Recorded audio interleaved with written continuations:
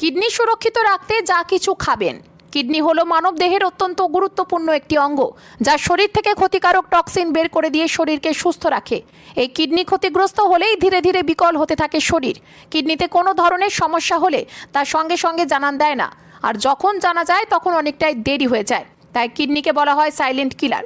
তাই আমাদের আগাম সতর্কতা নেওয়া প্রয়োজন।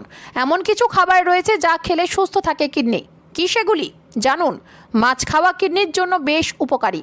মাছে রয়েছে ওমেগা-3 ফ্যাটি অ্যাসিড, যা শরীরকে অনেক রোগের হাত থেকে দূরে রাখে।